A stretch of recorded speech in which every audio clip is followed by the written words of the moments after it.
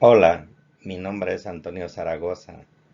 Soy egresado de la Escuela de Ingeniería Civil de la Universidad de Guanajuato en México. Hice estudios graduados en Ingeniería Estructural en la Universidad de Puerto Rico, recinto de Mayagüez.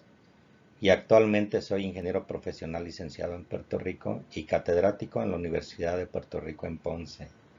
En este video voy a explicarles los equipos que se requieren para llevar a cabo la mensura o levantamiento topográfico de un solar cualquiera, haciendo uso del método de radiaciones. A su vez explicaremos la información de campo necesaria para poder llevar a cabo todo el proceso numérico para formalizar el trabajo completo de la mensura de dicho solar. Quiero resaltar que la implementación de este método en el campo es extremadamente fácil, tomando en consideración que la velocidad con la cual se va adquiriendo la información es relativamente mucho más rápida que al utilizar el método de estaciones o el método conocido como de polígonos de control. Pero a su vez tiene la limitación de que al no utilizar algunas líneas de control, podemos incurrir en algún error en la adquisición de la información de campo y ese error nunca va a ser detectado hasta que en algún momento dado se esté trabajando formalmente en dicho terreno. Para evitar ese tipo de situaciones en una práctica real es requerido establecer controles por lo menos con una línea de control.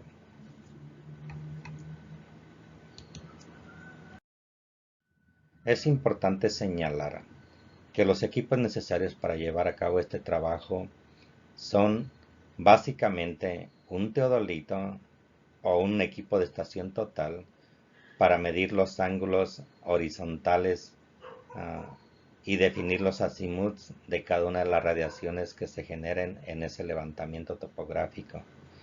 Si se utiliza un teodolito, lamentablemente las distancias de cada una de las radiaciones se tendrán que obtener haciendo uso de cinta, con las consecuencias de que este trabajo pues va a tender a ser mucho más tardado que si utilizáramos un equipo de estación total.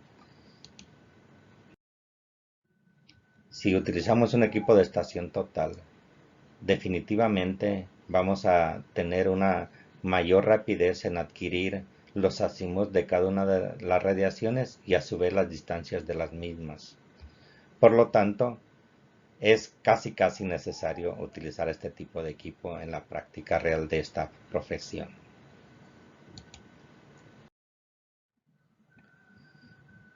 Es imprescindible que antes de ir a llevar a cabo el trabajo de campo de la mensura o levantamiento topográfico de un solar cualquiera, debemos de entender cuál es la información que vamos a adquirir para, una vez que hemos diseñado la forma en la cual vamos a ir obteniendo la misma, va a ser cuestión de utilizar el equipo respectivo para ir adquiriendo dichos valores.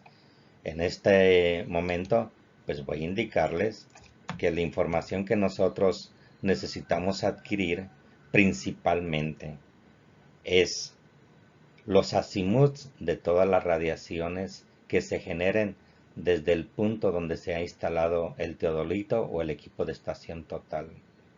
Lo ideal sería que desde un solo punto donde coloquemos el instrumento podamos visualizar las estaciones del solar que estamos midiendo.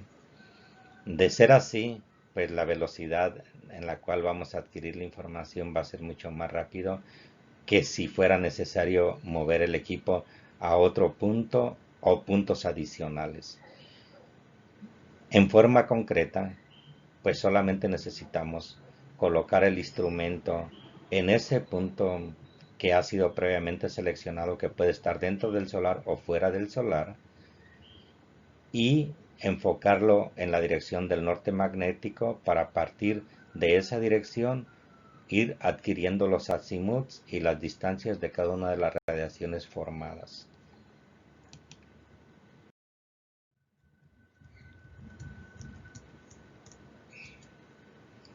Una vez que hemos obtenido la información de campo del solar que estamos midiendo, entiéndase, hemos obtenido los azimuths y las distancias de todas las radiaciones generadas del punto de control hacia cada una de las estaciones del solar. Nuestro siguiente paso consiste en llevar a cabo todo el proceso numérico para formalizar el desarrollo de la mensura del solar en cuestión. Para estos fines, vamos a explicar cuál es el proceso lógico. Tenemos que tener el conocimiento formal de que el primer objetivo numérico que nosotros tenemos que conseguir es el de calcular numéricamente las coordenadas norte y este de todas las estaciones del solar, conociendo las coordenadas del punto de control donde se colocó el instrumento. Para estos fines, lo primero que necesitamos llevar a cabo es el cálculo de los rumbos de cada una de las radiaciones. Una vez que nosotros tenemos los azimuths, es fácil poder calcular los rumbos respectivos de las radiaciones. Más adelante en otro video podremos explicar matemáticamente cómo se lleva a cabo este proceso. Cuando ya hemos calculado los rumbos de todas las radiaciones del solar, el siguiente paso consiste en calcular numéricamente los valores de las latitudes y longitudes de cada una de dichas radiaciones, colocándole el signo respectivo de acuerdo al cuadrante donde esté ubicada la radiación. Para esto tenemos que recordar que si la primera letra del rumbo es norte, la latitud va a tener un signo positivo, pero si la primera letra del rumbo es sur, la latitud va a ser negativa. Si la segunda letra del rumbo es este, la longitud va a tener un signo positivo, pero si tiene oeste, entonces la longitud va a tener un signo negativo. Una vez que nosotros ya hemos calculado numéricamente las latitudes y las longitudes de cada una de las radiaciones con su respectivo signo, fácilmente podemos calcular las coordenadas de cada una de las estaciones principales del solar, aplicando la fórmula de que el norte del punto final de una línea es exactamente igual al norte del punto inicial más menos el valor de su latitud. Cuando digo más menos, entiéndase que es colocar el valor numérico de la latitud con su respectivo signo que se calculó en el proceso anterior. La coordenada este del punto final de una línea cualquiera se calcula mediante la fórmula de este del punto final es exactamente igual al este del punto inicial más menos el valor de su longitud.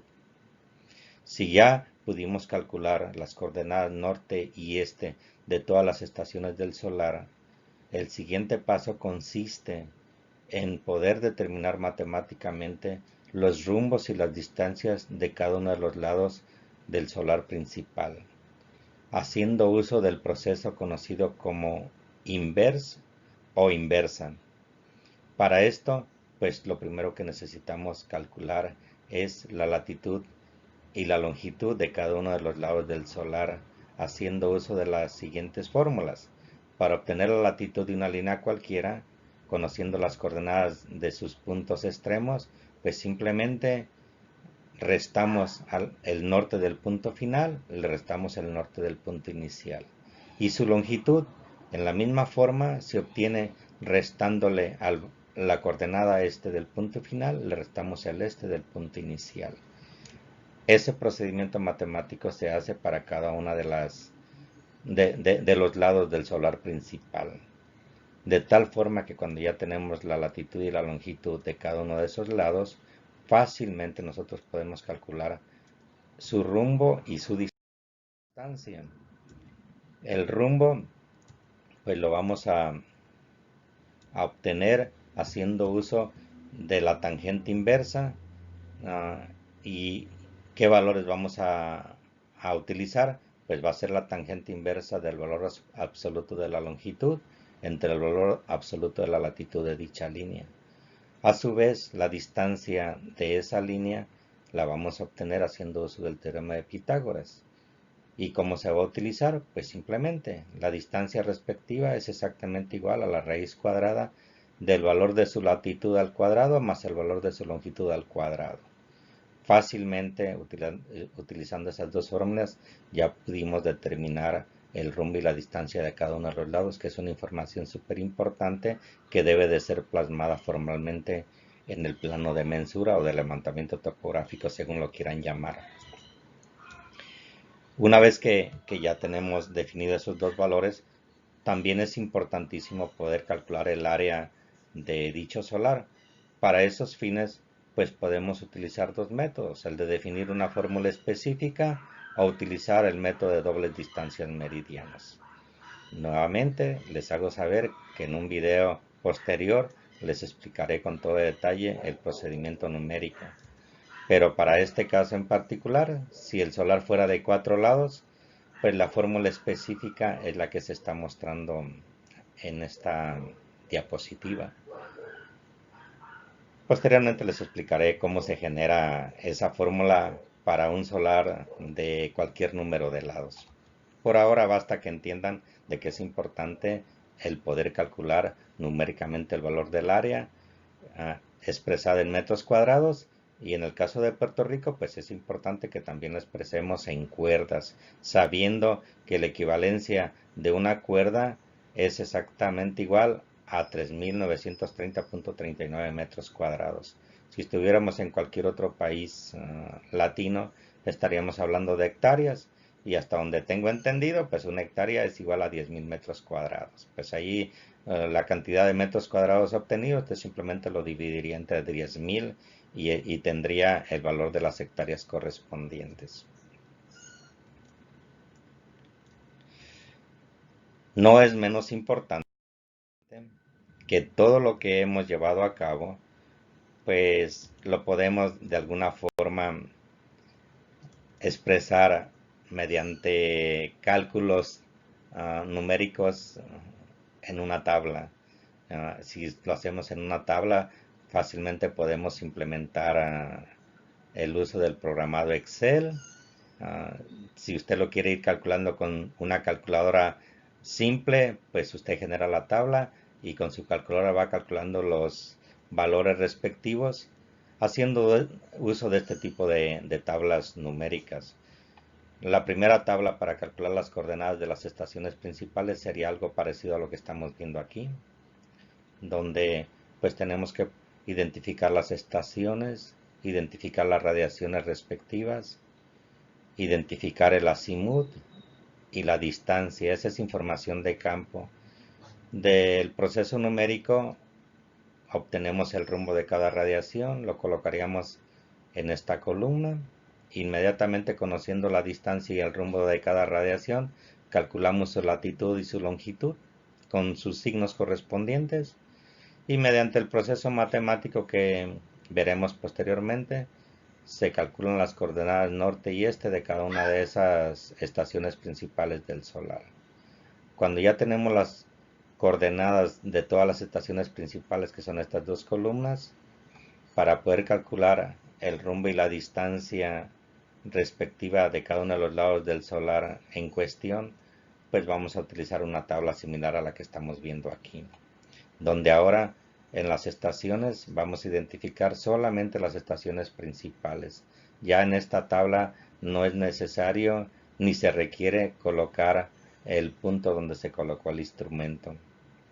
Las coordenadas que se obtuvieron en esta primera tabla se van a colocar en forma organizada en esta segunda tabla. Identificamos cada una de las líneas. Ejemplo, si va de 1 a 2, de 2 a 3, de 3 a 4 y de 4 a 1, etc.